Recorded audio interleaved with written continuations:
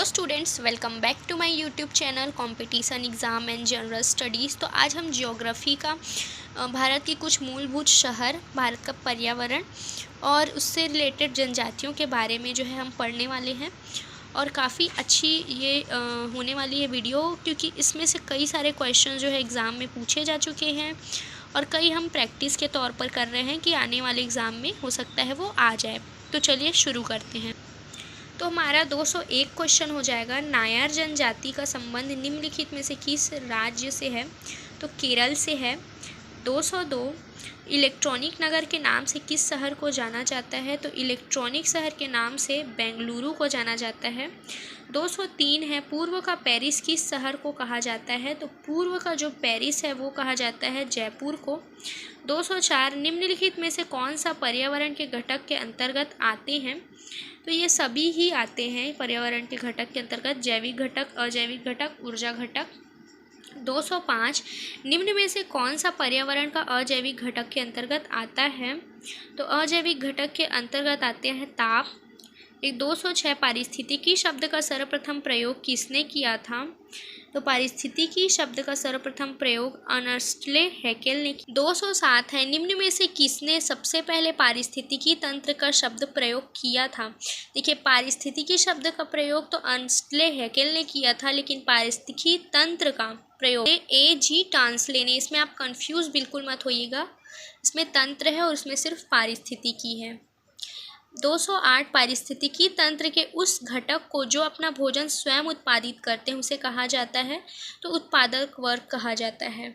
209 पर्यावरण अध्ययन के संबंध में CER किसे कहते हैं? तो इसका फुल फॉर्म हो जाएगा certified emission reduction. Certified emission reduction हो जाएगा इसका फुल फॉर्म। 210 हो जाएगा, वैसे जीव जो मृत जीवों के अवशेषों से अपना जीवन यापन करते हैं, इसमें से मुख्य रूप से जीवाणु, कवक आदि आते हैं, किस वर्ग के अंतर्गत आते हैं? तो अपघटक वर्ग के अंतर्गत आते हैं ये। 211 है, वे प्रदूषक पदार्थ जो लंबे समय तक पर्यावरण में बने रहते हैं तथा सूक्ष्म जीवों द्वारा अपघटित नहीं होते, क्या कहलाते हैं? तो A, B दोनों आएगा, यानी कि निम्नीकरणीय पदार्थ और अनिम्नीकरणीय पदार्थ दोनों। 212 निम्न में से कौन सा प्रदूषण का निम्नीकरणीय प्रकार है? तो कपड़ा जो है निम्नीकरणीय पदार्थ है। 213 निम्न में से कौन वायु प्रदूषण का लक्षण है? तो उपरोक्त सभी ही हैं, श्वसन तंत्र की बीमारी, दमा, ब्रैंकाइटिस, ये भी। 214 जल में किस प्रदूषण की उपस्थिति से मिनी माता की बीमारी होती है? तो पारा की उपस्थिति से मिनी माता की बीमारी होती है। 215 जल में कैडमियम की अधिकता से कौन सी बीमारी होती है? तो जल में कैडमियम की अधिकता से इटाई रोग होता है।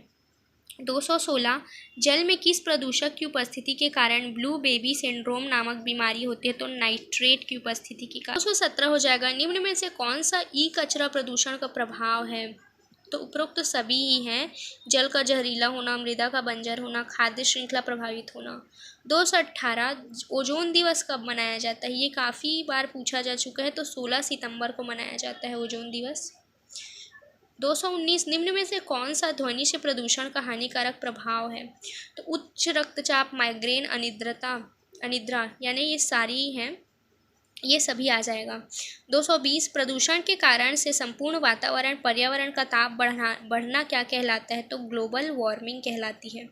तो अब तक के लिए इतना ही। अगर वीडियो पसंद आई हो तो वीडियो को प्लीज़ लाइक कीजिए और चैनल को सब्सक्राइब करना मत भूलिएगा और अपना प्रिपरेशन कीजिएगा। और कुछ दिनों में हम PYQs भी सॉल्व करने वाले हैं, तो वीडियो मेरे चैनल पे बिल्कुल बने रहिएगा।